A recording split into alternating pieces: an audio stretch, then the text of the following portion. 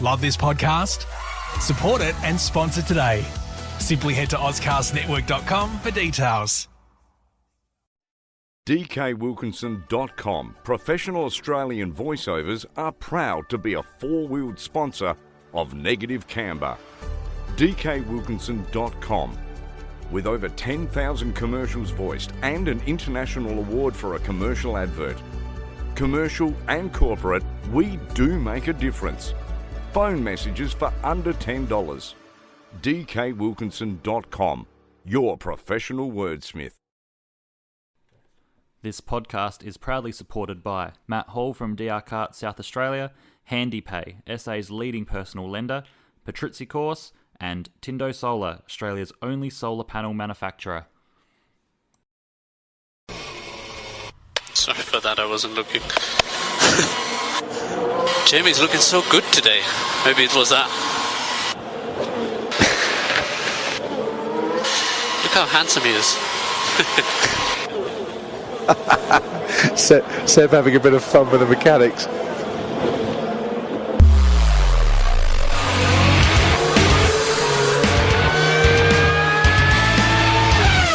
It's time for Negative Camber. This is the opportunity that Senna's looking for, and he's going through. Ouch! Oh my goodness, this is fantastic! Proudly sponsored by Tindo Solar. Start generating free energy and saving money with Aussie-made solar. Call 1-800-846-367 or visit their website tindosolar.com.au. And now it's time to introduce your hosts, Jamie Lemure and Leigh Harrison. Good evening, everyone, and welcome to another episode of Negative Camber. And thank you, Seb. I appreciate that. You got it spot on, mate. You're looking the best I've ever seen you. For those that are playing at home, that was a little clip that was taken overnight from the Mexican Grand Prix qualifying and practice sessions, and that was Seb having a bit of a joke with his one of his chief mechanics, Jamie, where Seb has just gone through the wrong pit entry and gone into the McLaren pit instead of the Aston Martin pit. But Leigh Harrison, how are you, my friend? Really good, mate. It's been a very eventful week. I was just saying off air, we got an awesome delivery from my mate Mark Rosser at VR Distribution with a big fat box of board games and card games, and we've been smashing one of our favourites, Taco Cat Goat Cheese Pizza, all weekend with my beautiful wife Shay and my kids Avery and Taya. Yeah. So for the girls, I know that they were playing as I was leaving home, but to check if they're listening tonight, the code word is going to be narwhal, and I'll quiz them on that in the morning. But how are you, mate? I'm doing okay. I had a pretty busy week. I'm sort of about 2 weeks into some new training, like physical training. So I started Olympic weightlifting as a bit of a side venture, where it's a skill that I've always wanted to have. And I've had this book that I've had laying around for quite a long time, and I thought I'd always sort of half started it and then never completed it. Whereas this time I actually want to see the full 12 weeks through. So that's been good. It's we're sort of 2 weeks in and you can start to feel the fatigue and some changes in the body. But outside of that, it's been work, it's been club stuff, it's been, family stuff. It's, it's that hamster wheel, I thought we were trying to get you down a peak operating performance for racing next year. This sounds like bulking rather than slimming for racing. No, I'm not going to go, I'm not going to go heavyweight. So it's more just lighter weight, but to do so I'm more looking at the technical, like the technique, rather than trying to break records. Especially when I go to a public gym, like Anytime and all that sort of stuff, you don't want to bugger a shoulder or whatever. So it's just more getting the heart rate up and doing more interval stuff rather than just sort of slugging on the treadmill. But I've been thinking about getting back into track cycling at some point, just as some winter racing or whatever, as a bit of a bit of physical fitness. And a lot of the sort of weight training required for track cycling is based around the Olympic lifts, so like your clean and jerks and all that sort of stuff. So, and that explosive effort. So it's just more sort of working on that. However, I was at the track today welcoming a couple of new recruits to the team at SRT, so the Scuderia Adelaide Racing team, and lifting the go-karts and all that sort of stuff is far easier than what it has been for quite a long time. So that was a good thing. At least I know that sort of level of training's working. It's good to hear that it's making some changes and making things easier in life for you, especially at the track, and it'll take some of the weight off my end of the go-kart if you can lift it. Well, I can actually comfortably lift engine side now, mate, so we're all good. How about good news for us during the week? We got a pleasant surprise yesterday from the Secretary of Karting South Australia, Mr. Rob Burgermeister, and we got given the gig to be the co-hosts for the up-and-coming Karting South Australia Awards ceremony. How awesome is that? Just think of the trajectory that this, I suppose, the podcast has been on. It's only been this year that we sort of really started launching it, March or so. 8 months and far out, man. Like I said to you yesterday, to get that message on a Saturday morning was definitely not something that I was expecting, but very thankful and appreciative to the Karting South Australia board for giving us the opportunity, and very excited to jump on and hopefully we can make it a fun night for everyone that attends the show. Yeah, I'm not going to lie. When I looked at the message, I was actually out on the road with the kids, getting some stuff for them, doing some shopping or whatever, and I got your text message, and I'm like, oh, okay, what's going on? So I had a look, and lo and behold, there it was, and I'm like, wow, okay. So all of a sudden, I started to think of like Brownlow medal level bits of hosting, like the great man Bruce McAvaney and that sort of thing. So I may have to hit him up to give him some tips. Yeah, I think we'll stop watching racing cars for a little while. We might have to watch Brownlow performances or McGarry medals and stuff like that to get some MCing tips. Get the suit out the mothballs as well. So yeah, I'll have to take mine to the dry cleaner. It's been a little while sitting in the wardrobe, so make sure it fits. I think mine will be all right. Mine will be okay too. I'm pretty confident of that. But in regards to karting side of things, well, club related, the Tail and Bend 200's coming up with the Aussie Karts Tail and Bend 200. That's chugging along quite nicely. So we were begging for the Bend to give us an extra couple of weeks grace in regards to entries. So they've been able to do that. We've got a field of 15 at the moment, and they've given us the opportunity to fill it up to 25. So that's on November 28th on the Sunday, which is coming up pretty quick. It's only about 2 or 3 weeks away. So that's going to be great. I can't wait for that. 3 weeks from today, and it'll be run and done. So anyone that's sitting on the fence, get the entries in, because 25 karts around the Bend, all pretty close. It's going to be a pretty epic 200 laps, that's for sure. Well, a lot of the field is actually going to be very closely matched in terms of drivers. There's only really a couple of pros that are going to sort of just walk away with it, but the rest are all amateurs or pro-am level type drivers. So, and over the course of the season, it's all been quite closely matched. So, I'm personally looking forward to the event. I think there's a championship on the line for the heavies and also the light drivers as well. So, you're still a smoky and all that. I think Matt Stead and I have given ourselves enough of a points buffer so that way when we do finish behind you, we've scored enough points to make sure that the both of us finish in the top 2 spots. It's a long race. You got to hope for the best of luck. Like, anything can happen. Yeah. I've been pretty consistent for most of the season so far, and I've only missed 1 or so rounds. So, yep. I've got work to do, but I don't count myself out yet. I'll be pushing pretty hard that weekend, that's for sure. Well, the reliability factor's also got to come into the race too. I remember when we did the 200 about 2 or 3 years ago, myself and my co-driver Joe Nero, we had done that grid as a reverse grid, and we were sort of second or third card on track at the time, and then did a sprocket on the clutch. Yeah. So, and that was after the first stint. So we lost 2 or 3 laps after that, replacing go-karts, and never really recovered. Maybe we can do reverse grid again, and then I can make sure that I can win the championship when I come past you guys after lap 4 or 5 or something. No, there's going to be trophies for obviously the podium getters in the pro-am and the pro class, but then also fastest lap and pole position will also be rewarded as well. So it gives people an opportunity to know that, well, there's a chance for everyone to actually get something out of the day. So $350 to enter the event. It's 200 laps plus the shootout qualifying session. Lunch will also be provided as well. So jump onto the Scuderia Ferrari Club website, www.sfcadelaide.com. Jump onto the online store and and register your drivers. The entries will close hard shut off definitively on November 14. Perfect. Yeah, look, get your entries in, guys. It's going to be an event not to be missed. It's been a few years, like you said, Jamie, since the 200's been on.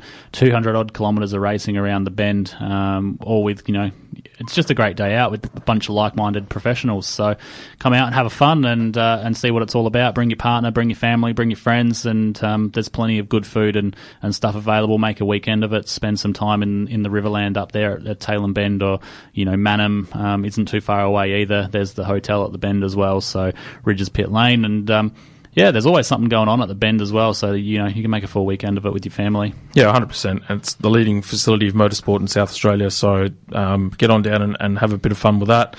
The Society of Automotive Engineers, that's been bubbling away nicely, that relationship in the background. A big shout out to Cara and Sam as well over in Victoria. They've actually struck up a bit of a membership offer for Scuderia Ferrari Club members in regards to their latest webinar, which is on next Wednesday actually, with former Mercedes F1 aerodynamicist Kyle Forster, who is the director and lead aerodynamicist for JKF Aero as well. And he's going to be sharing a brief insight into materials provided in his comprehensive training package exclusively for SAE members and affiliates. However, as a member of the Scuderia Ferrari Club Adelaide, they have arranged a special rate of only $50, which is the same rate as the actual SAE members as well. So don't miss out on what's going to be a great night with lots of insights into aerodynamics, as Kyle covers things like the importance of aero, the fundamentals of aerodynamics and how they apply to race cars, suspension and aero interaction, as well as key aero development areas. So ask about your favourite Kyle Engineers moments, which is his YouTube program as well, directly to him. And, they love the conversation and also looking to hear questions in terms of what we bring to the table as well. So get onto the social media page for SAE on Instagram, as well as their Facebook and their main website. And then also you can check out Kyle's YouTube channel as well. So jump onto the website, which is www.sae-a.com.au. Register now. This notification will be sent out to all Scuderia Ferrari Club members tomorrow as well. And enjoy what's been it's a great opportunity for members to meet someone that's in the top tier of motorsport as well. So on our Facebook page too, we had a bit of interaction too. A gentleman by the name of Anthony Corsado, who I believe you know pretty well, wanted us to talk a little bit about Roll Racing Adelaide as well. So you being an ex-Bend boy, tell us a bit about it. Oh, look, Roll Racing is just a great, fun, atmospheric motorsport event where guys with all sorts of cars, guys and girls with all sorts of cars, ranging from four-wheel drives to, purpose-built drag cars that go really fast in a straight line, square off against each other. It's called Roll Racing because they don't start from a standing start. You get up to, I think it's 60 kilometres an hour. Yep. The green lights get triggered, and then you race for about 300, 400 metres down the track to the finish line. And obviously the first car to cross the finish line sort of wins that battle. Yep.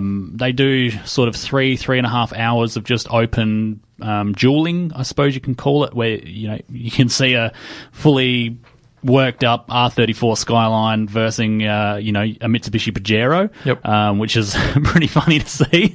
But then they sort of go into the battle rounds, and then it's elimination format. So each car races off against each other until they end up with one car. So really cool. Last time they had it on, myself and Shay, we booked a room at the hotel and we watched from our balcony.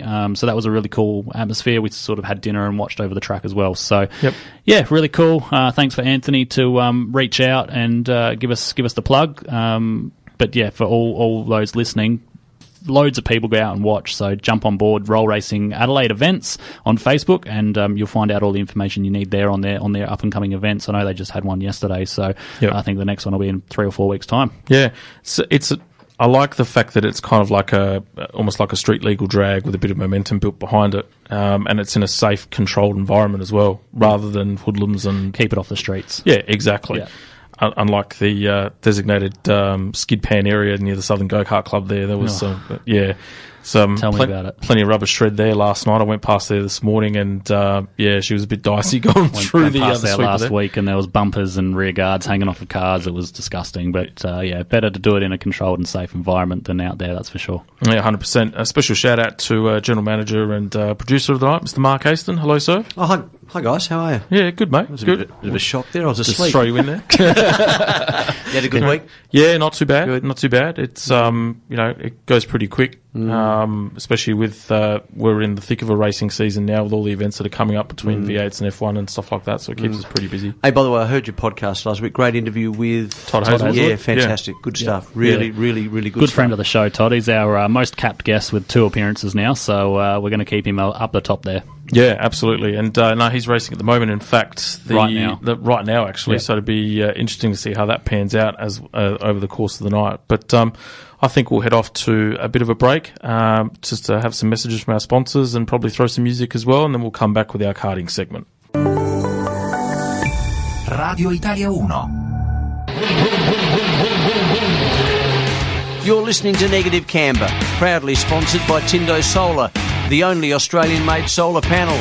Tindo's panels are made right here in Adelaide and are built for our unique Aussie weather. Call them today, 1800 846 367.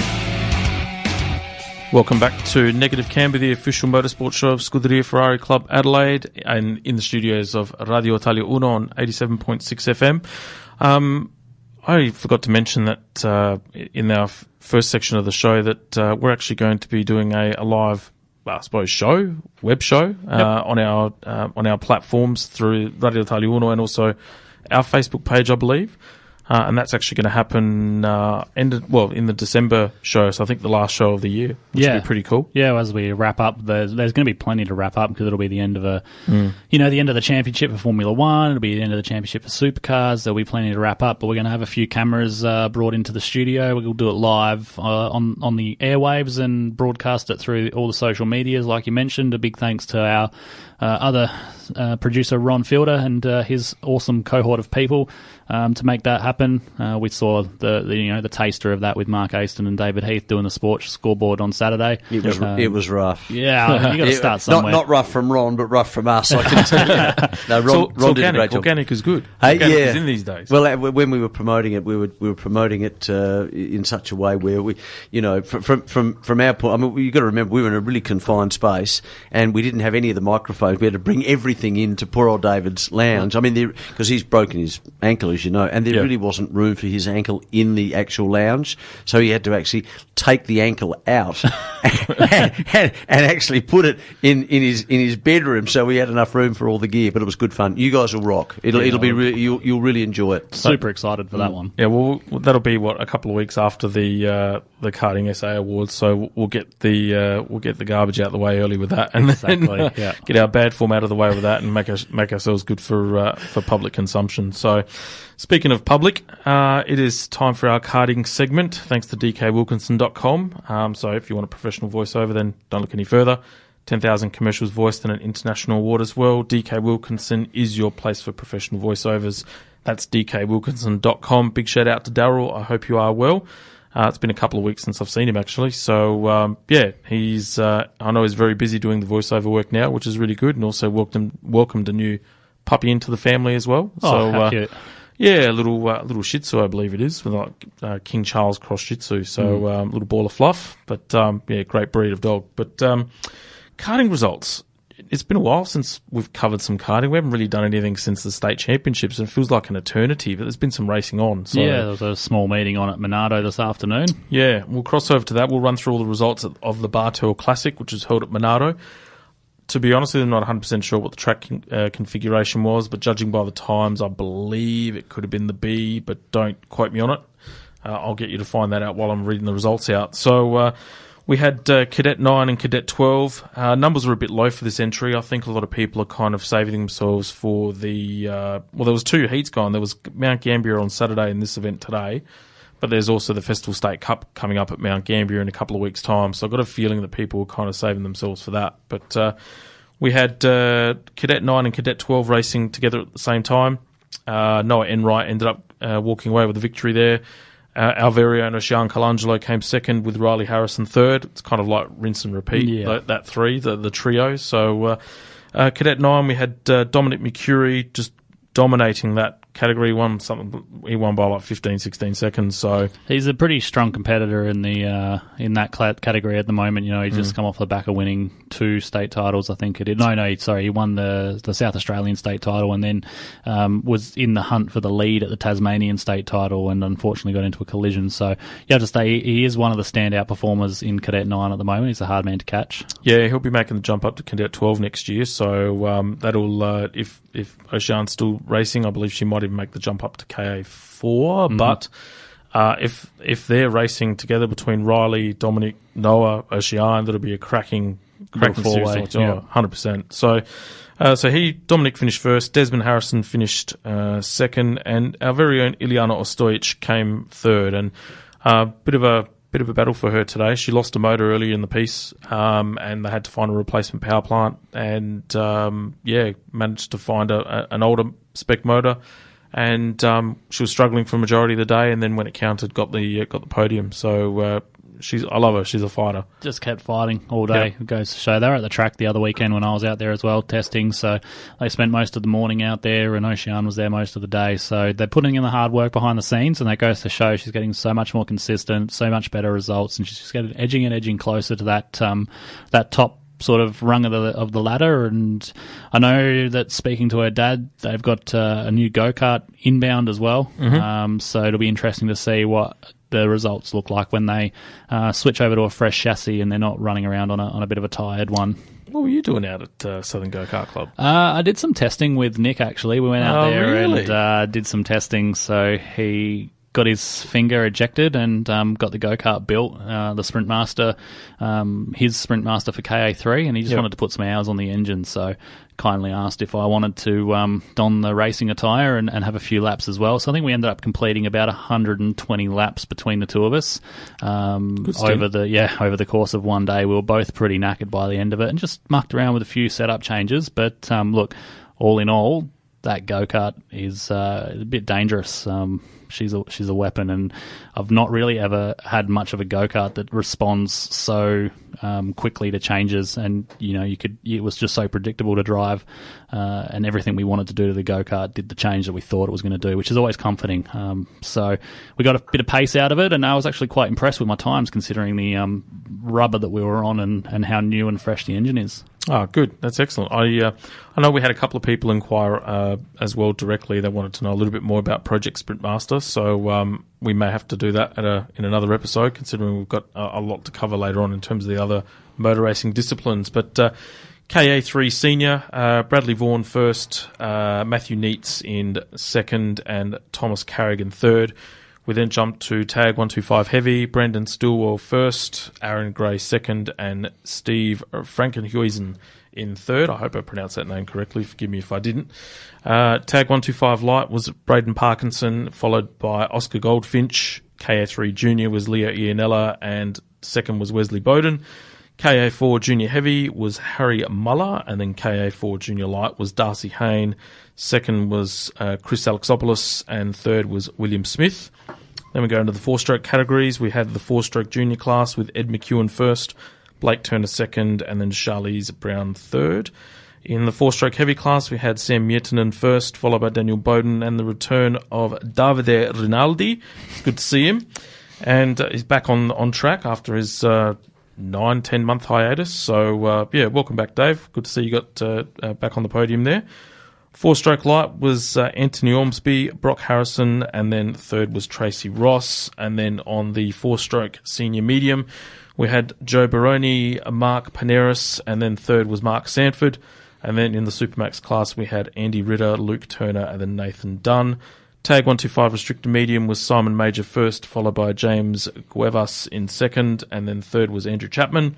And then in Tag 125 restricted light, it was James Bowden, second Anthony Ormsby, and third Matthew Neitz as well. So Yes, all in all, a good day's worth of racing. Yeah, absolutely. Perfect weather for it as well. Once the rain cleared up this morning, I don't know what, I'm speaking just from down here in the city, but once the rain cleared up this morning, it was pretty nice. So I'm hoping it was the same up in Nardo. Would have been made for good track conditions and fast lap times. Debut of a few new karts out there. Desmond Harold was in a new Techno chassis. Mm-hmm. The Techno making a comeback there under the guise of Bradley Vaughan, so it's good to see them having a good result. First in KA3 and a second in Cadet 9 there. So, lots of good results and some people getting in some extra track time before they head up to Mount Gambier for the Festival State Cup. Yeah, there's a lot. In the next fortnight, we'll actually do a roundup of the Karting SA Festival State Cup in terms of where the drivers are currently for points. There's a lot of titles up on the line for that. A lot of drivers are actually in the hunt within their respective classes. There's a lot of points at play there. So a lot can happen at Mount Gambier. I haven't personally been there myself, but a lot of people are very, very positive about that track. Love the track. Beautiful country track and beautiful country hospitality. It's always a good weekend away. Don't mind going out there with the boys and, you hit the pub up for a countery after racing and talk smack about how good you all think you were and how fast you really think you were. And then, the green flag drops on Sunday, so to speak, and all the stuff you spoke on Saturday night turns to either be completely rubbish or you were speaking truth. So, no, it's a good track, 700 odd metres long, so similar to Bolivar. Love it up there. Can't wait to get up there again for the next race meeting that I do up there, which will probably be the Kart Sport SA event at the end of the year. I do believe that your skid marks from when you raced at the state championships, 2 years ago now, are actually still sitting in turn 1. I was only last year. Last year, December, November, somewhere around there. So I'm not that old. Jesus. But that was a pretty epic lockup. But that's one of the best lockups I've ever seen. I will never forget the onboard footage of that. That was fantastic. I can go bigger. What are you taking up to Mount Gambier? Are you going Sprint Master again? We'll see what happens. If the new Sprint Master is built by then, it'd be awesome to debut it up there and give it its first crack. Otherwise, whatever I can get my hands on will go up there with me. There's a few options at play, and we'll see what plays out. Absolutely. So we will go away on a bit of a short break. We'll come back shortly, and then we'll discuss Formula One. Radio Italia Uno. You're listening to Negative Camber, proudly sponsored by Tindo Solar, the only Australian-made solar panel. Tindo's panels are made right here in Adelaide and are built for our unique Aussie weather. Call them today, 1800 846 367. 5 lights are on, it's lights out, away we go. Hamilton gets away well, and he's getting towards Max Verstappen now, tries to cover him off and pushes him to the left-hand side. Perez is in acres of space as Hamilton on the inside pushes Max Verstappen wide. Can Perez fight back? No, he can't. Hamilton is just ahead of Verstappen. Perez challenging his teammate around turn 2. Hamilton leads from Verstappen, then comes Sergio Perez, and then the Ferrari of Charles Leclerc. Lewis Hamilton got the dream start that he wanted. 3 times he's won here from second in the past. He has made a lightning start and leads the race as Carlos Sainz and Daniel Ricciardo tangle the Ferrari and the McLaren, almost touching wheels with Lando Norris just behind. Yeah, Sainz on the soft tyres with a decent start, but the initial launch, the reaction time, Hamilton was faster away, and Verstappen, try as he might, couldn't do anything about it. Hamilton then leads the US Grand Prix. He's stretching away from Max Verstappen. Perez third, then comes Leclerc, and behind him Carlos Sainz under pressure from Daniel Ricciardo trying to get in the slipstream, but he touched the back of the Ferrari and had to just drop back a bit. There goes Ricciardo, here comes Lando Norris down the inside. It's Ferrari and McLaren, what a battle. Norris on the inside, thought he got the place. Carlos Sainz is pushed wide and still somehow stays ahead of his former teammate. Ricciardo nips on the inside now of Lando Norris to get that place back, and it's all happening on lap 1 here. You'd think it was the last lap of the Grand Prix, the way they're going at it, but they do know these are the easiest opportunities to make up places, and it's a bitter battle between McLaren and Ferrari, and look at that, what a lovely overtake through 16, 17 and 18 from Daniel Ricciardo. The 2 Canadians in what is arguably a home race for them. Sandwich by the horse, man. He just sent it from with damage. coming through turn 2 on board with Esteban Ocon. He's got the AlphaTauri of Gasly in front of him. Oh, and it just got clipped there by a very fast starting Alfa Romeo of not just Kimi Räikkönen but Antonio Giovinazzi as well. They both started well, the two Alphas, up to 11th and 12th, and necessitating a front wing change for the Alpine team. Max Verstappen is coming in then for the undercut on Mercedes. Tyres getting hot. He's decided he doesn't want those hot tyres for any longer, so let's put a set of hards on the car and away we go. And that was a very nice stop, no problems, very smooth for Verstappen. Hard tyres go on for Hamilton. His stationary time 2.8 seconds. Max Verstappen now ahead of Hamilton. Fernando Alonso and Kimi Räikkönen as they go wheel to wheel, and Räikkönen gets pushed wide and they almost touch and come a cropper at turn 1. Räikkönen and Alonso separated by 0.5 millimetre, it seemed, going through there before Alonso had to back out. We loved this, we loved watching it. They did touch. Yeah, they can't penalise him for that. Bottas trying to get past Yuki Tsunoda. Tsunoda goes deep. It's the old switcheroo then from Valtteri Bottas. He allows Tsunoda to go deep and says, thank you, I'll just nip it on the inside and I'll take that 8th place from you. Fernando Alonso on Antonio Giovinazzi, under braking, goes way too deep. Fernando, it was a bit optimistic, but you know what, he leaves the track, comes back on the track and still might find himself ahead of that Alfa Romeo, and he does. Fernando Alonso up into 11th. Did he leave the track and gain an advantage, or was all fair in that particular battle? Come on guys, you overtook me. This is how Fernando Alonso gave that place back to Antonio Giovinazzi. I've never seen him go that slowly. Here we go again, Karun. It's Alonso Giovinazzi, part 2, and this time it's Antonio Giovinazzi that is forced wide, and as he comes back on the track, he gives a little shove towards the Alpine, and Alonso biding his time, gets on the power early, goes a little shove towards Giovinazzi. Does he stay in that 11th place? Yes, the Alfa Romeo does. Fighting for his Formula 1 future, the Italian driver, up against Fernando Alonso, who'll definitely be back next season, and he'll definitely start the next lap behind Giovinazzi once again. Then you have to give the position to Alonso.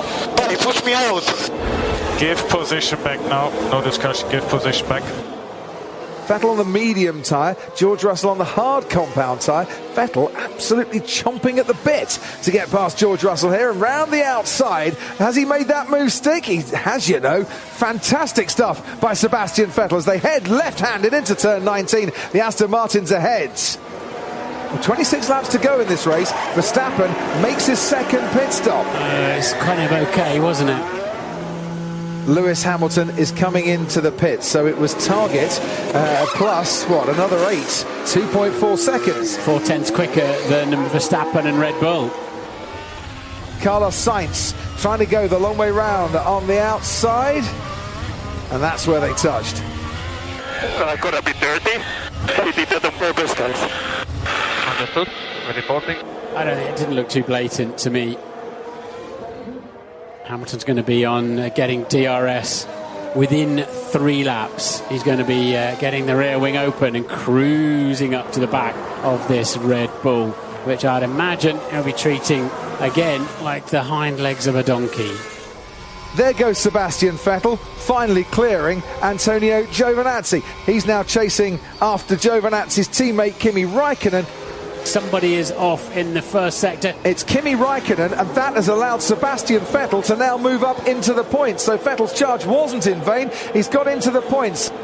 Got his Haskell, please get out of the way. Get onto Michael. Yeah, we are on it. Yeah. Telling the moves. Costing him because he's now in dirty air as well, effectively. And yeah, Mick's not getting out of the way. He should be getting out of the way. He does now. Here we go then. We're heading towards the last lap.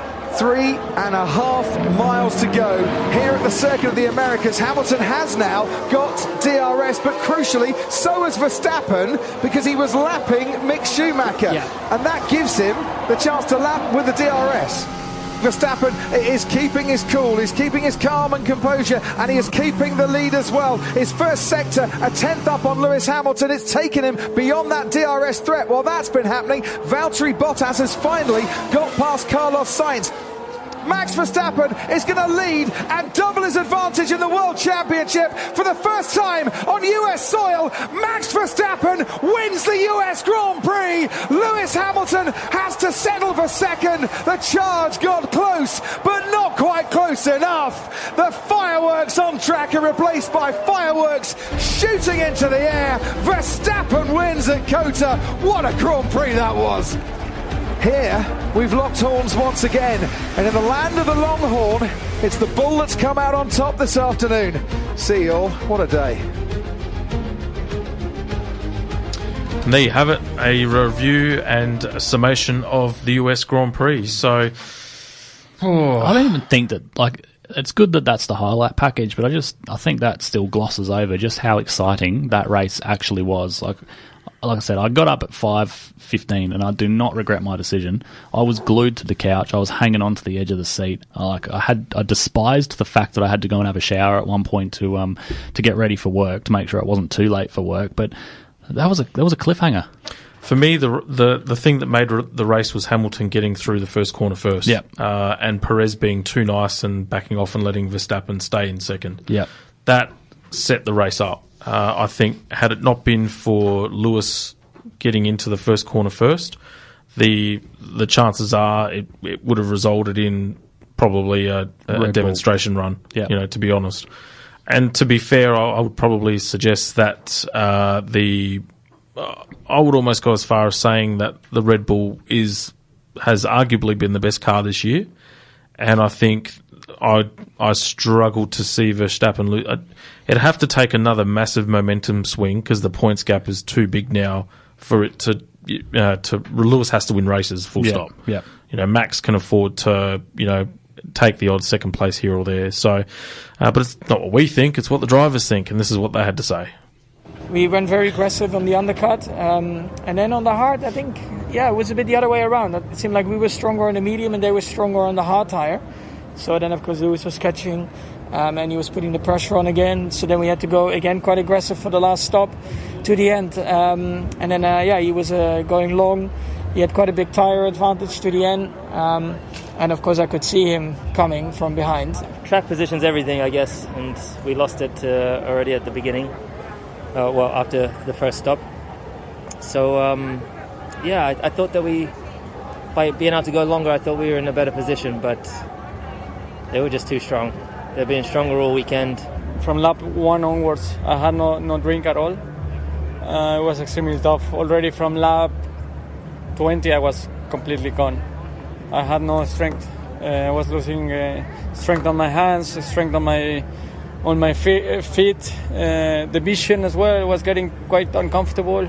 Very boring race on my side, but on the other hand, it's been a very, very positive race for us. I mean, the performance was incredible today, and it's great to see that on a track where we did not expect to be that quick. It's always so fun here, and I really do. Sometimes I have to bring myself back a bit because I can be a bit like a kid in a candy store and get too excited and probably burn more energy than I need to. But no, I just enjoyed being here. Yeah, it was challenging. In the first stint, lost quite a bit of time behind the Alpha Tauris, and then I was making progress, but slowly.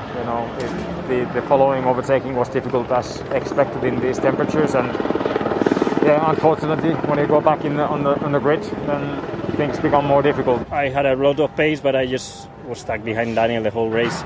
Tried a couple of moves on him and nearly made it stick, and then obviously the slow pit stop that cost us the undercut on him, then that we couldn't make it happen. But tough one out there. I knew Daniel's on the outside, so I had to be careful. But then I couldn't brake too late because I knew Charles was just ahead. So the angle, I was on the apex and Charles was coming pretty much. I was going to T-bone him if I went in any harder. So I know, got a little bit sketchy. I maximised the advantage in the first lap. Managed to overtake 2 cars, and after that just saving the tires. Obviously it's good to take a point, so I'm happy about that, and I think happy with the strategy that we chose. So it helped us to have the freshest tires at the end. The last stint was pretty good, but then it was just too late, and Sebastian in the end was faster than me, so yeah, disappointed because again P11, again 1 position out of points, but looking forward for the next one in May. Unfortunate, turn 1 we got hit, so yeah, it wasn't ideal, and then we did what we could to recover, but not our day. The first part felt pretty nice, the car, and then there was more contact with, I think it was the Renault up with Alonso, and we lost a part of the floor on the side, and I thought that it wasn't bad, but it just felt that we ran out of the tyres much faster than on the first thing. Yeah, made a good start, P20 up to P14 or something, struggling to keep Fernando and Sebastian behind me, but that was how it was, and then pretty long, lonely race. Obviously had front wing damage, made our stints much longer than they needed to be to do an early pit stop, but I think we just didn't have the pace today. I mean, we're just really struggling with keeping the tyres in the right window. We expected worse, so I think we're happy with what we managed to do with the package that we had. Overall, I think we learned, we know what we could have done and could have improved. In turn 2, the headrest came off in my car, and it did 2 things. First, it was quite a sketchy first lap because it lifted the back of the headrest and blocked both left and right mirrors. At one point I nearly crashed in the penultimate corner. Luckily that it happened here and not in the first sector, so I look at the mirror and the rear wing was bent rearwards, so yeah, maybe the bumps or whatever, it was very demanding for the car today. Lacking a bit of pace, but also compromised race after the touch in turn 1, in the first lap at the start. So yeah, not an easy one, but we'll come back stronger in the next one. It was quite eventful. We had a sensor problem on the grid, which the team managed to fix, and then after the start of the race we had a suspension failure which got worse lap by lap until the moment it completely failed, so we had to retire the car. And that's it, we're back, and that's what the drivers have had to say after the event. I think it's going to be tense. Absolutely. If they're not feeling the pressure now, despite the fact that Lewis has had 7 titles under his belt, then, he's not really alive. Won a title. I mean, the only other title he really had to fight this hard for, he lost. Yeah.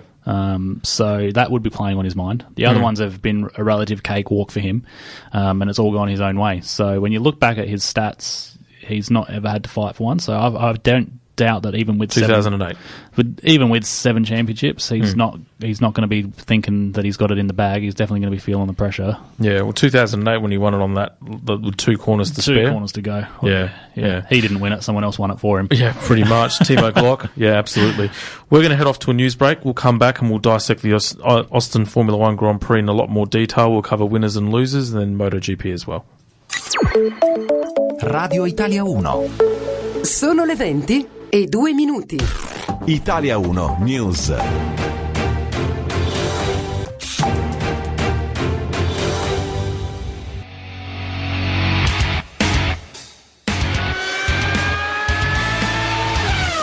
It's time for Negative Camber. This is the opportunity that Senna's looking for, and he's going through. Ouch! Oh my goodness, this is fantastic! Proudly sponsored by Tindo Solar. Start generating free energy and saving money with Aussie-made solar. Call 1-800-846-367 or visit their website tindosolar.com.au. And now it's time to introduce your hosts, Jamie Lemure and Leigh Harrison. Welcome back to Negative Camber, and it's Jamie and Leigh here at the studios of Radio Italia Uno 87.6 FM. Now, Mr. Harrison, the Austin Grand Prix. There were plenty of talking points that came out of that. What was your take on the event? Look, it was just an awesome race, and like I said before we went to the break there and got the news, it was a cliffhanger.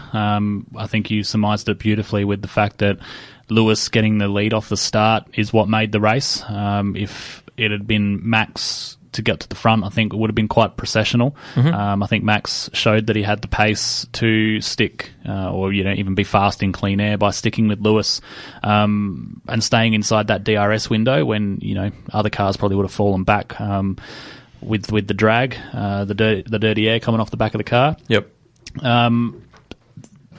Kudos to Red Bull for their awesome aggressive strategy. They're not normally the ones that pull the pin that quickly and that early.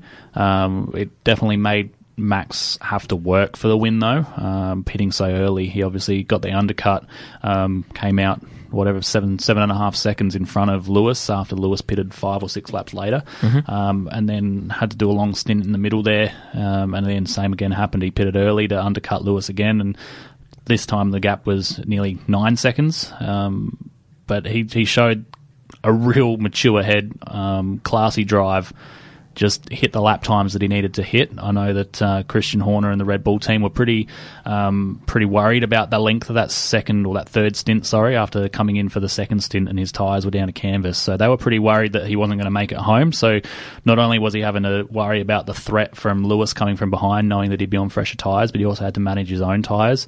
Absolute champion's drive, but it wasn't just there. It was Leclerc had an absolute ripper race, smashing the McLarens by 10 seconds or more, and Sainz, your boy, getting up a few spots from his starting spot, and Ferrari really closing in that race for third in the championship.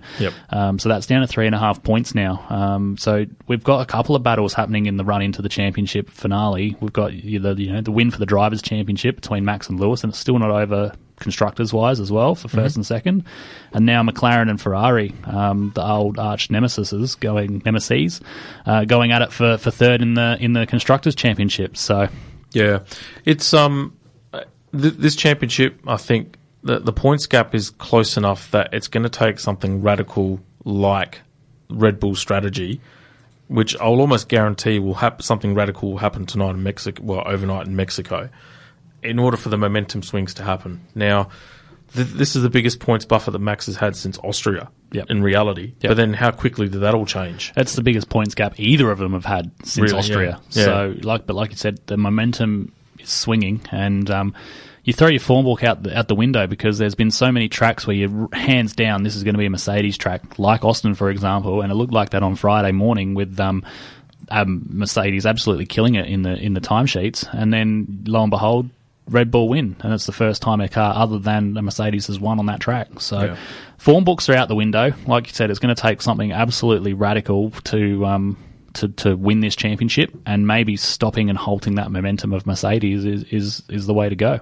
Yeah, absolutely. I also think Sergio Perez his role in this race was also very, very understated, in the respect that he played a really good rear gunner, and that's what prompted Mercedes to make the strategy calls that they did, because he was there.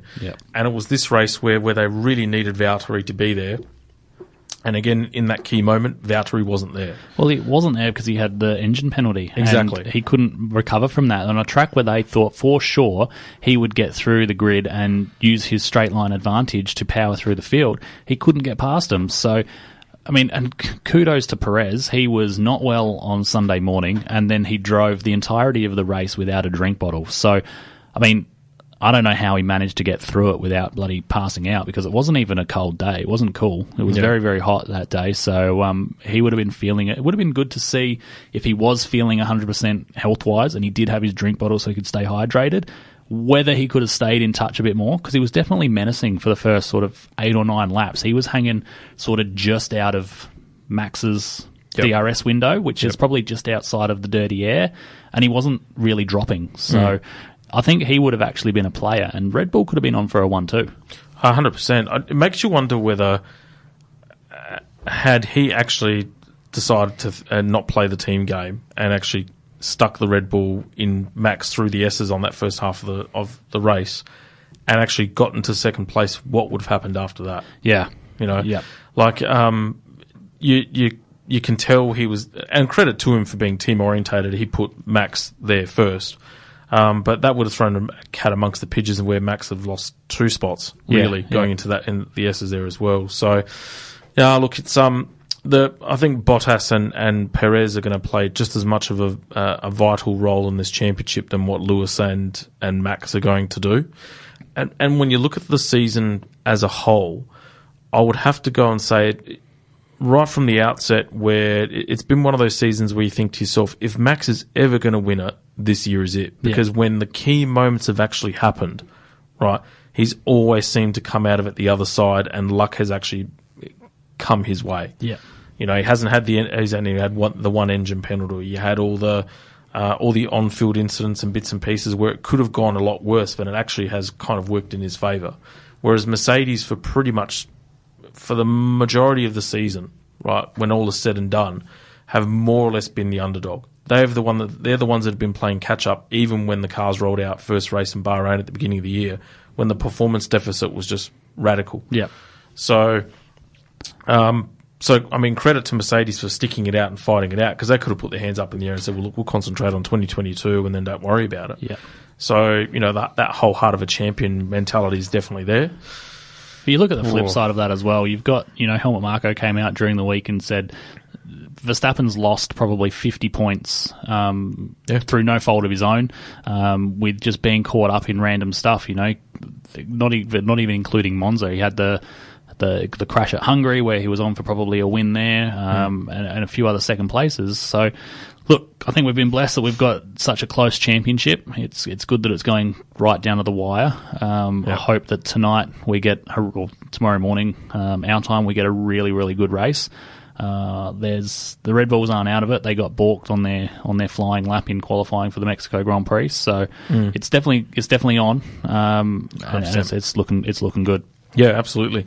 I think in regards to where how Mercedes are going to play this out now as well, it's going to be. I mean, tonight's critical. They have to get the win.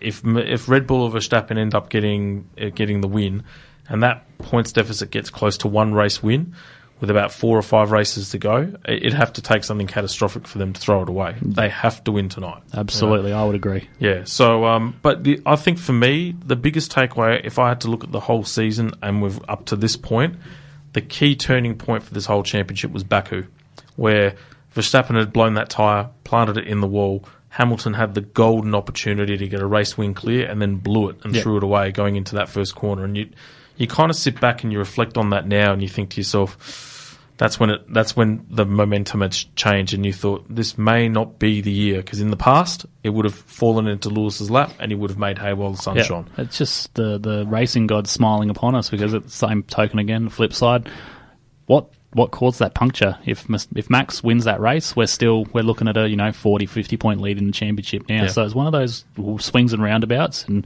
fingers crossed it sticks to the end of the year. But I think the pressure's really mounting on everybody. The drivers are all, not even just in the Ferrari, the Mercedes Red Bull battle. It's all the way down the field. There's been that many cases of passing off track or track limits and stuff this season. The drivers are really fighting for it for every position.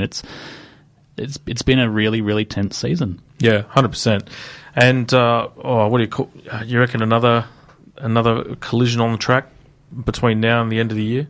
I would say you're better odds than not happening for sure. Tell you what, Max was lucky there wasn't a pit wall at Austin. If he drove any harder into Lewis going off the start, they would have found tyres and suspension bits and pieces everywhere. And wheel tethers everywhere. He left him just enough racing room as he's got to. So not the same can be said for Fernando Alonso and Kimi Raikkonen. Yeah, how good was it though to see that? Yeah, like when I say see that, I'm talking those two guys going at it, wheel to wheel. Yeah. It was awesome to see. What were your thoughts on the controversy there with the passing off track and then him having to give the position back when he passed Giovinazzi?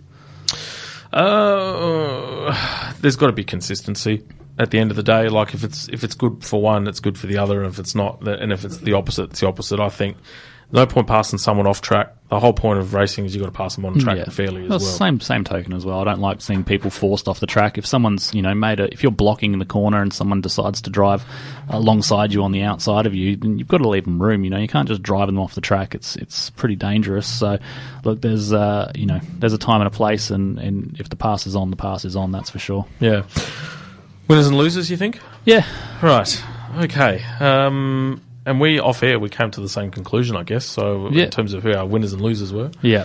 But winner, Max Verstappen, rock solid, absorbed pressure from Mercedes to secure his first win.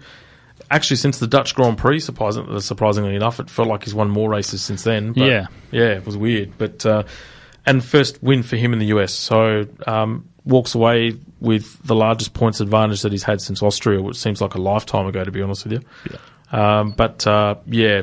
slowly but surely looking more and more hard to stop. Lewis was the loser. Standard. Yep. Please. Considered the favourite heading into the weekend. Started strongly and then fell backwards as the weekend progressed. Some of that had to do with Mercedes making compromise on setup, especially with rear tyre deg, and also adjusting some ride heights as well, which kind of, once they started to go into that realm, it worked more into Red Bull's favour than Mercedes as well. And then, he kind of fell backwards more or less as the weekend went on, but nailed the start. Yeah. He did everything that he could possibly have done to have won that Grand Prix. Just Red Bull trumped him. Just needed to pit probably 2 or 3 laps earlier each time, and I think he wins the race. Did you know, as that segment, did you know he hasn't actually won in America now since 2017? Is that right? Yeah. I did not know that. Yeah, which was surprising. Well, but throwing a COVID when they didn't race there last year, and the game not so bad, but hasn't won in America since 2017. There you go.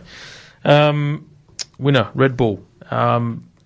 Internally, they probably would have felt that this was damage control race, and then to walk away with another double podium. Did you know that this double podium was actually the first time since Malaysia, Japan in 2017 for Red Bull? There you go. Yeah. I didn't know we were doing the Did You Know. When I asked you today, you got any surprises for me for tonight so that I could, come to the party, you didn't tell me about these Did You Knows. Did you know that I'm being rather impromptu with this Did You Know? So, winner, Charles Leclerc. Basically, I would probably go as far as saying his best drive this year by a fair margin, considering, with,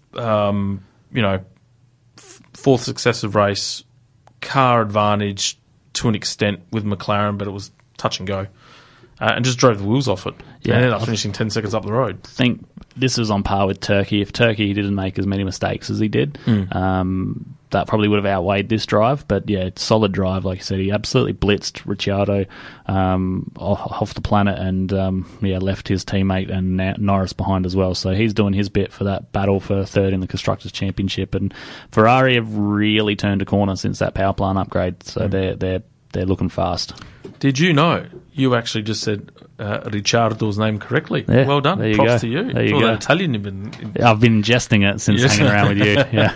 But I agree. I think Mattia Binotto came out again and said that they've made some massive gains with that power unit, and I think if they get their chassis right next year, because this engine's pulling along quite strong, I think they're going to be... Ferrari might be back. Yeah, fingers crossed. Yeah, exactly. So for us and for the show, it'd be good for our fans and supporters of Ferrari to have us give them some good news week in, week out. All of our Radio Italia Uno listeners there? Yes, we hope so. Exactly right. Winner, Mr. Ricciardo. Probably the happiest person in pit lane after driving the Dale Earnhardt NASCAR. How good was that? Don't think he's only the happiest person in pit lane. On my notes here say I don't think you could find a happier person in Austin, Texas, maybe even in the USA, maybe even in the world. That is him, the epitome for him of living out a childhood dream. He is car number 3. 3 is his favourite number because of Dale Earnhardt Sr., who unfortunately is no longer with us. But to drive that 1984 Chevy with the big number 3, yellow and blue Wrangler jeans livery, that is epic moment for him. And of course, it comes after winning that race at Monza and making that bet with Zach Brown. Yeah, 100%. And it sound good? Can you imagine being there live and hearing that? Oh, absolutely. Man. Cracking some burnouts. I'll tell you what, though. Did you know I would not be a team boss making bets with Daniel Ricciardo at the moment, or Ricciardo at the moment, because the last 2 bosses of his teams that he's made bets with have had to cough up the ponies. Did you know that Zach Brown also got a tattoo with the track of Monza? Track of Monza and the First date. ever tattoo, so I'm still waiting to see whether Cyril got his tattoo as well. But apparently not yet. No. Hasn't lived up to his end of the bargain, I believe. Can we say Frenchies? Yeah, I guess so. Yeah, is that possible there, producer? Bit late now. Okay, dump button. He's. I think Ricciardo is actually. Ricciardo is his 3rd top 5 finish in the last 3 races. So his pass on my boy was actually epic Yeah. through the S's towards the back end of the track. You give credit where credit is due. That was a fantastic pass. And they both come out and said Rubbins Racing and get on with it. He's, your boy said it was on the edge of illegal, but Rubbins Racing and they moved on, which was awesome. Yeah, exactly. Look, Carlos will give as good as he'll get, but with Daniel, you can walk away and know that it was generally a fair fight. Yeah. I don't think there's any driver on the grid that would walk away and say that they couldn't confidently go door to door, well, wheel to wheel, with Daniel and then not come out the other side. Yeah. Unlike others in pit lane that probably would beg to differ. So I think the cars, he's starting to get a handle on the car. He's bringing it back around to the way he likes the car. We've touched on this maybe 3 episodes ago that it was starting to look like that, especially after Monza. But it just seems a lot more consistent now. It's not so peak and trophy. It's just starting to be quite a good plateau where he's matching Norris. And again, last night, this morning, he's in front of him. So, yep, 100%. So he's definitely turned a corner, which is good to see. Loser, Alfa Romeo. That breaks my heart. I love Alfas. But look, they've been hovering around the point scoring positions now for the last few races. And they will look set to score with your boy, Kimi. And then he showed why he was retiring when he binned it and spun to 12th position. And Giovinazzi came in 11th and Vettel leapfrogged the both of them and got into 10th. But in his defence, he was lacking a bit of downforce from the crash with Alonso and losing half of his floor. So let's not hate on him too much. No, we can't. You can't hate Kimi. No, you can't. Did you see that footage of him and Giovinazzi in the car? In the car, yeah. For anyone that didn't see it, have a look on the Alfa Romeo Formula One team's Facebook page. There was some absolutely epic banter between Kimi and Antonio Giovinazzi. We might grab a sound clip of that next week, or next fortnight. But absolutely, if I see the police, I tell him he's got a gun and he's trying to rob us. What I might do is I might find the link and copy that onto our Facebook page as well, and our watchers, listeners, readers, whoever can actually watch it as well. So this is one for biscuits. I've given Mr. Tsunoda a win, and probably his best race so far in the second half of the season. Defended Bottas beautifully, and he defended Lewis beautifully in Turkey as well. So he's definitely got some racecraft about him. And probably his first race now since the break where it's been 100% error-free. So secured a top 10 position, points paid. Job well done. First of the non-Big Four cars home. So he's got that under his belt. And, like you said, I think he even quoted himself as saying this is the best race of his Formula One career so far. So I'm not going to knock the poor boy for that. No, probably had a celebratory sashimi and sake at the end of it as well. I reckon so, yeah. 100%. I don't know where he would have found one of them in Austin, Texas, though. That might have been a pretty hunt, but I'm sure they had a good teppanyaki bar or something. I have no doubt about it. It's America. They'll get everything there. So it's, And speaking of America, Circuit of the Americas, the winner. So 120,000 on Friday, 120,000 on Saturday, 140,000 on Sunday, and they sounded like 280,000 during the race as well. So, and I think you've said it as well, the Netflix effect and the impact that this digital platform and the way F1 have gone about it, even with American owners now, has really brought the sport to the forefront over in North America. I think it's not necessarily just the Netflix effect, it's the way that it's been portrayed. It's shown a much better picture of the behind-the-scenes workings of Formula One. And for, on the contrary, NASCAR have come out with, which is the national stock car body over there, have come out with a comedy sitcom series showing the inner workings of a NASCAR team. It's got Kevin James in it, who is, from Paul Blart Mall Cop and Grown Ups and, King of the Hill, not King of the Hill, King of Queens or something like that. Yep. And it's a comedy, so it's two different approaches. Where if that show had been done properly as more of a biopic about what goes on behind the scenes in a NASCAR team, maybe that helps some people around the rest of the world grow into what NASCAR is and its subtleties. Whereas Formula One have done it with Drive to Survive. They've done exactly that. They've shown the inner workings. They've given you some sort of layman's terms of what's actually happening on the track. And it goes to show, like you said, we nearly had 400,000, 140,000 on race day. That's bigger than the best ever Super Bowl attendance. It's bigger than when Real Madrid played Manchester United in America. It's their biggest sporting event. And Miami comes on board next year. They've got 250,000 pre-sale tickets. Already? Already. Wow. over the 3 days. People know that's just for pre-register. So the pre-sale lottery, I suppose, is what you call it. There's 250,000 people already registered for that. So that's looking like an absolute smacker of a Grand Prix too. So it's not necessarily just the fact that Formula One is portrayed on Netflix. It's the way that it has been portrayed on Netflix, and you've got to give the producers of Drive to Survive a pat on the back for that one, because they've done an absolutely sterling job. Like I've spoken to you about it before. My wife, not necessarily the biggest fan, but will binge watch Drive to Survive, no problems at all. Yeah, 100%. So, props to them. And very quickly before we head off to a break, your preview. So the run home is quite unique. We've got 5 races in the next 6 weeks, which determine the championship. And Mexico, I think, is included in that too, which will be overnight. But the following circuits, and I've kind of drafted who I think it's going to be in favour of. But it'd be interesting to see what you're on this as well. So the next race will be next weekend in Brazil. I've started with Mexico. Let's touch on Mexico tonight. Yep. So traditionally you would have said lay down Mazia Red Bull. Yep. And then qualifying overnight sees the Mercedes get an all front row with Valtteri getting pole position. Completely out of the blue and unexpected. Yep. But you've got that long drag into turn 1, and both Red Bulls are going to be in the draft, and Lewis being on the dirty side of the grid, and the track is very dirty because it was all set up originally as a COVID nursing facility, and so there's been no racing activity on it, not even Formula E. For 2 years. Yep. So offline it's going to be horrid. But you've got drafting, and it's that long drag into turn 1. Anything's possible. You'd almost go as far as saying that there's going to be carnage and chaos. And the likelihood would be that one of them's going to walk away with bruises, and it might be championship changing stuff, as the great man would say. It could be. I think you're spot on. If it's going to be a track that's going to cause some chaos, it's going to be this one.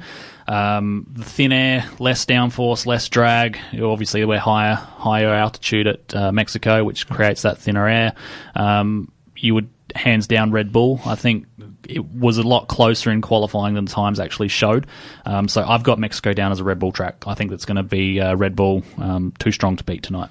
Yeah, and look, every time you've looked into Rev Head Harry's crystal ball, generally your predictions have come out on top, and I can't disagree with you. I still think Red Bull will come out on this one. There's still more to play. Then we've got Brazil, and I've put it down as a 50-50. Only because Mercedes have had generally a pretty good record there in the past, but Red Bull definitely haven't been slow there either. So that's going to be touch and go, especially if the results go in favour of Mercedes in this race. Brazil will be all to play for. Yeah. Short, tight track, traditional, fast, not much room for error, and does rain quite heavily this time of year as well. I'm complete flip side there. I think Red Bull, hands down at Brazil. The change of directions, what's going to kill them. It generally favours a higher rake track, and Mercedes are a little bit terrible when they've got to jack the rear end of the car up. So I think Red Bull at Brazil. Yep. Qatar. I said Red Bull. I actually liken Qatar to be very similar to Zandvoort in terms of it's very tight, twisty, especially because we're so used to seeing it in MotoGP. So I've gone Red Bull. I've gone anyone's guess at that one. It's got quick straights, some fast flowy stuff as well. So I think Mercedes probably narrowly have the upper hand at Qatar. Yep. Saudi Arabia, unknown, but it's a street circuit. And I initially said Red Bull, but then after second thought with discussions with yourself, maybe it is Mercedes. Fast, flowing, highest top speed of any street track in the world. It's going to be a Mercedes track in my books. Okay. And then the final, Abu Dhabi. They've had some Karun Chandok inspired modifications. I actually really like Karun. He's a good guy. Red Bull dominated that race last year, and that was when it was the warning sign for Mercedes, and I can't see it being any different. They've changed the track up a little bit. They've taken some of that tighter, twistier stuff out that favoured Red Bull, especially towards the end of the first sector and into the middle of the second sector. I think that's going to bring Mercedes back into the fight. I've got this one down as anyone's game. Mm-hmm. But as we head to the break, the main thing is it's anyone's game still, so there's no clear winner. And with that, we're out. We're on onto our next break, and we'll come back and we'll quickly review MotoGP. Radio Italia Uno.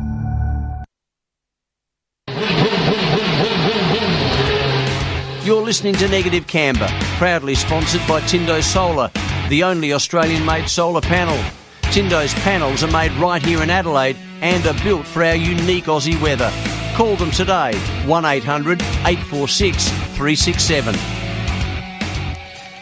Welcome back to Negative Camber, the official motorsport show of Scuderia Ferrari Club Adelaide on Radio Italia Uno 87.6 FM. We'll just cover the MotoGP, which was held last week at the Emilia-Romagna Grand Prix in Misano. And that was the second leg of the Misano doubleheader, if you want to call it that, which was interspersed but with another MotoGP race in between that too. And Marc Marquez returned to the winner's circle. I'll quickly run through the top 10. We had Marc Marquez first, Pol Espargaro second, Enea Bastianini third, Fabio Quartararo fourth. Congratulations, Fabio, on your first MotoGP World Championship.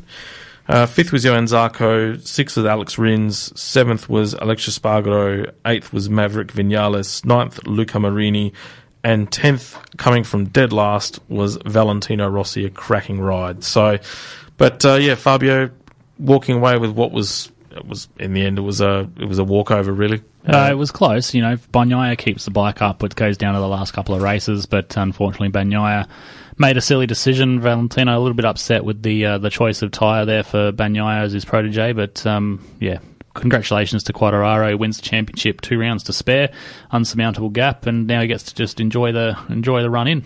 Yeah, Ducati for whatever reason decided to run a hard tyre going into that race at the front, and the conditions cooled as the day went on, and they just lost front end, and both Jack and Pecco ended up in the sand trap. But Quartararo just put a really consistent title challenge on. I think the first half of the season really set that title up for him, and had Ducati found their form consistently with Bagnaia throughout the whole year, we're probably still talking about a championship. Yeah, absolutely. There was a few bits of peaks and troughs for Dukes, unfortunately. Rounding out the Italians for all of our listeners, we had Michele Pirro in 12th, Andrea Dovizioso in 13th, and Gianni Morbidelli in 14th. And Franco Morbidelli in 14th, and Pecco Bagnaia and Daniele Petrucci did not finish. Yeah, and that was Rossi's last race on Italian soil, so that farewell was epic. Both his junior team and also himself going out to see the fans and saying their farewells and throwing helmets and apparel into the crowd.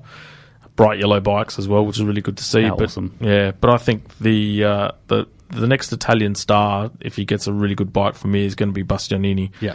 His rides in the last three Grand Prix on a 2-year-old bike, which was found to be completely uncompetitive and discarded by the factory team. For him getting podiums and setting the pace and doing faster slaps and just riding out of his skin has been fantastic. Fantastic, yeah. It just goes to show the depth of that Valentino Rossi Academy. Yeah, 100%, and long may it continue as well. So we're going to head off to another break very quickly. We'll come back and we'll discuss V8 Supercars, and we'll also find out what grinds Leigh's gears. Radio Italia Uno. You're listening to Negative Camber, proudly sponsored by Tindo Solar, the only Australian-made solar panel. Tindo's panels are made right here in Adelaide and are built for our unique Aussie weather. Call them today, 1800 846 367. Welcome back to Negative Camber, the official motorsport show of Scuderia Ferrari Club Adelaide. The time is 20 to 9. We're nearing the end of the show, but we are now going to be covering V8 Supercars, and we're not going to be short of racing in this category now for the next 3 or 4 weeks. Last week they had the first round of the Sydney triple header. Quadruple header, yeah, which was the Bunnings Trade Sydney Super Night, which comprised of races 20, 21 and 22 of the V8 Supercar season. And for those that listen to our podcasts or our show regularly would have seen on Spotify our lengthy interview with our dear friend Todd Hazelwood, who gave us a bit of a preview for that particular event. And fair to say his summation was pretty spot on. Yeah. He had himself in the box seat for race 22 to have a very, very good result. And then I think a little bit of race rustiness probably got the better of him, is probably fair to say, and ended up binning it for the day. Forgot he was back in real life and thought he was back at the sim for a moment there. And unfortunately, just a little bit aggressive on the first lap in that third race, and contact caused a bent steering arm and all that jazz that goes along with it. It made the car pretty awful to drive. But look, he was there most of the weekend, to be honest. Again, suffered in one of the qualifying sessions, but fought back after that for the second and third qualifying and really put himself in a good position. So he did a pretty good job summing it up the week before. Yeah. I tell you what, this whole weekend was pretty much Anton Di Pasquale. If you looked at the results sheet for majority of the event bar one race, he topped everything. Yeah. Fastest in practice, fastest in qualifying. He won 2 out of the 3 heats. It was domination that I haven't seen maybe since Scott McLaughlin, but I don't think even McLaughlin was that comprehensive, to be honest with you. Well, that sort of drive did draw comparisons to Scott McLaughlin. So, they've spent most of this weekend showing comparisons between ADP and Scotty Max. So it was pretty masterful. He came out, hit the ground running. Like you said, he topped the practice sessions and topped qualifying, and not by a little bit either. Like qualifying, he was like 7 tenths faster than everybody. So, shame that he couldn't get the clean sweep with that bungle in race 2. But he's going to be hard to catch. Yeah, 100%. We'll run through the results. But the thing I love about the V8s, right, is that even though some of the results may stay the same, there's so much more of a human element where it's not all automated, where mostly F1 is. Yeah. Whereas these guys are still, there's still, you can lose a race and you're still driving. Yeah. The fastest guy somehow managed to lose the race because he couldn't get off the line quicker than everyone else. Yep. And then didn't have the speed to actually pass him. On a track that is very aero dependent. And I hate the term aero wash, but there's obviously some sort of element of aerodynamic aero wash there. Well, it shows straight up. Like, there's cars that are 7 or 8 tenths faster than the car in front of them, and as soon as they drive up behind their bump bar, they can't get past them just because they've got that much understeer. It gets the tyres hot, and they just can't get the nose in underneath them. So these cars, they are big. There is a bit of an aero that comes off of them, those big fat wings on the back of them. Hopefully with the Gen 3 cars coming in 2023, they will reduce some of that, same as what Formula 1 are trying to do, because all the drivers complain about it, but then we'll take all the aero off, and then they'll complain that they don't have enough grip. Yeah, exactly. So we'll start with race 20, which was on the Saturday night, and that was Anton Di Pasquale first, Shane Van Gisbergen second, Brody Kostecki surprise third, Nick Percat fourth, Will Brown fifth, probably should have won the race, Chaz Mostert sixth, Will Davison seventh, Dave Reynolds eighth, we'll get to him shortly as well. Namesake Whincup, Jamie Whincup in ninth, and Tim Slade rounding up the top 10, and Todd Hazelwood finished 14th in that heat. Race 21, which was Saturday afternoon, you had Shane Van Gisbergen first, then you had Will Davison second. Will, unlucky to lose that race. He had an electronics glitch on his dashboard, which resulted in him going 20k slower down the chute during his pit stop, and Red Bull ended up coming out on top, and he lost time in that stop. Hasn't won a V8 supercar race since 2012, I think it is. Yeah, it's a long time. He was pretty upset. Yeah. Nick Percat third, Brody Kostecki fourth, Tim Slade fifth, Jamie Whincup sixth, Chaz Mostert seventh, Andre Heimgartner eighth, Dave Reynolds ninth, and Todd Hazelwood finished in the top 10 for that heat. Then race 22, which was the Sunday afternoon, Anton Di Pasquale first, Will Brown second, Jamie Whincup third, Shane Van Gisbergen fourth, Will Davison fifth, Cameron Waters 6th, Chaz Mostert 7th, Jack LeBrock 8th, Tim Slade 9th, and Mark Winterbottom finishing 10th. So, domination by Anton Di Pasquale. Clearly, there were some teams that did a lot of homework during that 3-month hiatus. DJR Team Penske being one of those, especially with Ludo Lacroix. And then Erebus as well. Massive turnaround. Massive. It was a huge shock to see them up the front of the timesheets, and at one point I thought, it was pretty luck of the draw. Maybe they put some good tyres on and no one else had really done it yet. But then they were there just in qualifying. Brody and Wilbur were really fast, and they were fast in the races too. And besides any sort of pit stop bungles, they probably would have had a car on the podium in all 3 of the races, but it just wasn't meant to be. And they've backed it up, and this weekend they were fast as well, with Wilbur getting his first ever pole position. Yeah. Do you know what, though? For 2 years now, Erebus have been having the same issues with their pit stops, and they've thrown away race after race after race after race because of these bungled tyre stops. Now, again, human element, and admittedly it was their first race back, so you can never replicate the pressure of a live race pit stop. But man, oh man, like that's career-killing stuff. Yeah, I mean, Will Brown may not be in that position to win a race again. Yeah, they're a young team though, and they Betty puts a lot of focus on hiring and giving young people and guys and girls a chance. And so credit to her, yeah. Credit to her for that, and that's just part of the pressure that comes with it. It's not so much just worrying about the driver being in the best position of their career. The pit stop guys are in the best position of their career as well. The pressure's on them to make sure they get that. So, like Barry Ryan said this afternoon, they just need to slow that down by 0.2 of a second. It's not much, but it's just, do I have to pick that rattle gun up as quickly and move as fast? Not really, because moving with 1/10 less urgency, I'm probably going to save 2 seconds on the other end. So I think they just need to have a sit down and get through to these young guys. And now that they're sort of consistently up there, and hopefully they stay there for the next 2 race meetings at Sydney Motorsport Park, that helps them grow as a team as well, and they'll be strong. Yeah. Going into Bathurst. Yeah. It's funny because Brad Jones Racing, which has been renowned for being arguably the best team in pit lane for pit stops for years, bungled up their pit stop with Jack Smith today. They're normally a 3 or 4 second team, and they've 33 seconds. Anton Di Pasquale in the pit stop in the race earlier today was very, very lucky. If you saw the replay, the team nearly bungled and stripped a thread on his wheel, and they'd just managed to get the gun onto the lock in time. They put the wrong tyre from the wrong car on last weekend as well. So they've been off for 3 months, and there's a fair bit of rustiness in there, that's for sure. And at teams like DJR Team Penske, you don't really get away with that. Even Red Bull suffered a few pit stop bungles last weekend as well. So it's biting everybody at the moment. I think we're just focusing on it more because it's impacting people like Brody Kostecki and Will Brown bigger than it's impacting Anton Di Pasquale or Shane Van Gisbergen. Yeah, absolutely. Tickford Racing were a major disappointment for me. I expected really big things from them in particular because their cars have generally been pretty good on fast, open, sweeping tracks. I mean, their car with Cam Waters for the last 2 years has probably been the car to beat at Bathurst, for example, and you can't get any more fast and sweeping there.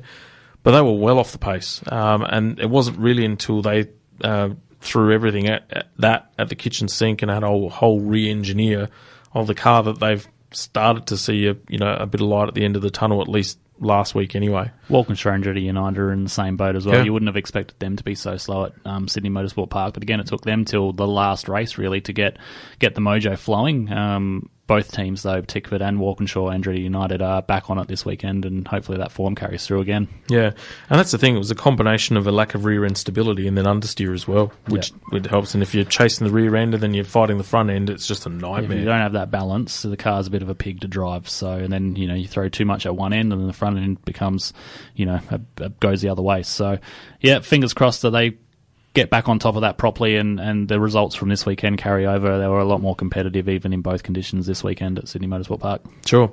What was your take on Summer is coming. Don't let all of the sunlight go to waste. Looking for solar panels for your home or business? Adelaide's own Tindo solar panels are there for you. Made right here in Adelaide, Tindo solar panels are manufactured and designed for Australian conditions. Super quality and lifetime performance, Tindo's panels are built to last. Take advantage of the sun's free energy with Tindo solar panels, generating clean and renewable energy the Aussie way. Make the smart investment with Tindo solar panels. Call them 1800 846 367 or visit their website tindosolar.com.au. Radio Italia Uno. You're listening to Negative Camber, proudly sponsored by Tindo Solar, the only Australian-made solar panel.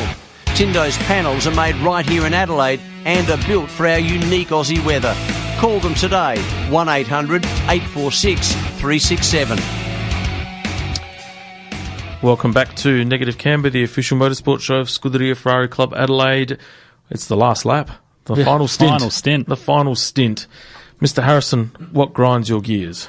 Lately, I've been driving a fair bit, coming onto, the motorways and stuff. And when that big sign above your head changes from 60 to 80, but people still sit at 55, That's pretty annoying. I don't know. It's not hard to see the big white, red, and black sign on the side of the road and then match that number that's on there with the speedo in your car. I just don't think it's that hard. And when I'm ready to get home at the end of a work day, it really grinds my gears that people just can't match their speedos up with the number that's on the overhead signs.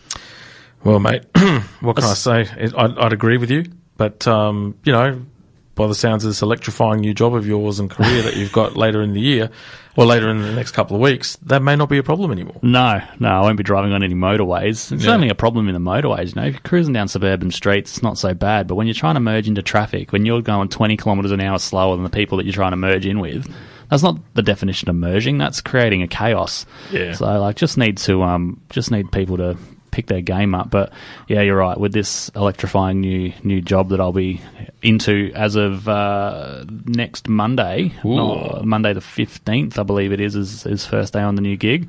I won't be driving on the motorway, so I'll just have a leisurely drive home each night. Well, does that mean we can actually break the news as to where you're going in our next show? Yeah, I'll be in my job by the next show, so we'll be able to break it, and I'll be able to fill in everybody with a bit of an update as to how we're tracking and potential operational dates. So exciting! Yes, I'm pretty excited. I can't wait. I've actually had a taster of the new position, and I'm pretty excited. I've got some awesome video footage. It's wicked. This will be good. Yeah, so can't wait. Look forward to it. It's always change is as good as a holiday. So can't holiday at the moment. May as well change. Fair enough. Have you got anything that's grinding your gears? Yes. So I watched the press conference last week of the V8 Supercars. It was the night race, and you had the 3 podium place getters in the actual press room, and you had all the press there, and they were asking questions, etc. I struggle to understand how these guys, paid professionals, right, take the mickey out of their conduct in press conferences, right? If the reporter asks the question, just answer it, right? Give detail. Don't respond like a smart aleck in return. Actually, it's your job. It's part of it, right? But that also helps build your profile, because you will need those reporters when it comes to a career, when it comes to a change of drivers, when it comes to something. Don't give me this garbage about socially inadequate or that you're awkward or you're shy or whatever. Right, it's what you do. Have you got a specific example of this one? Oh, do you want me to name all 3 drivers? I'm happy to do it. Anton Di Pasquale, Shane Van Gisbergen, and if my memory serves me correctly, Brody Kostecki. Oh, I didn't see this one. So they've come off the podium. Chad Nailon is the MC. He's asking the questions, and Chad's doing stuff on the fly. And there was already an awkward moment on the podium because the drivers didn't want to get. They only had one race suit and all that sort of stuff, and didn't want to get champagne wet and what have you.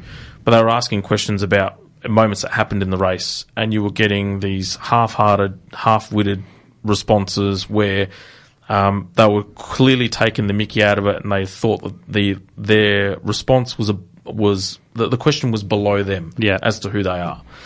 And I thought, come on, guys, you're paid professionals, you're high-profile athletes, right? You're representing a brand, you're representing a team, but you're also representing your own brand, right? Answer the damn question.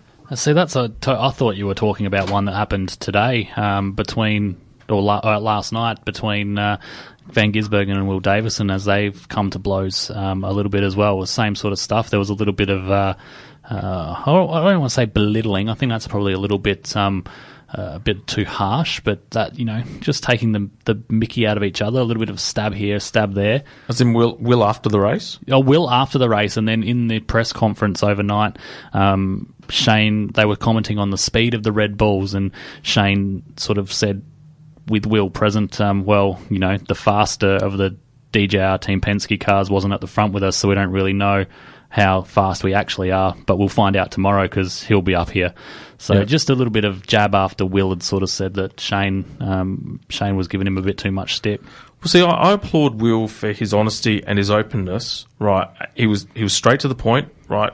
Said what he said about Shane, and then pretty much took ownership and said, well, you know what, I wasn't fast enough. And I like that. but he answered the question, right? And he could have bypassed it, right? And then you've got Shane that had to retaliate. But they were better this week than what they were last week. Last week was poor form. Yeah. Right. My advice is you get paid the big bucks, represent your team, you brand in yourselves with professionalism and aplomb, and you'll actually do yourself, some credit with your fans. Yeah. So that's what grinds my gears. Oh, nice. Well, that's probably brought us to the end of the show tonight. But That's it. Cross the finish line. Cross the finish line. But before we do go, we've just got one last little thing for us to keep our eyes on tonight. In Moto 2, if Remy Gardner outscores Raul Fernandez by 3 points or more tonight, Remy Gardner will be crowned Moto 2 world champion. So go Remy. That race is happening shortly after the MotoGP race, I think around 10:30 Adelaide local time. So for any of us that are MotoGP fans, Remy's obviously going to be racing in MotoGP next year. Love this podcast? Support it and sponsor today. Simply head to AuscastNetwork.com for details.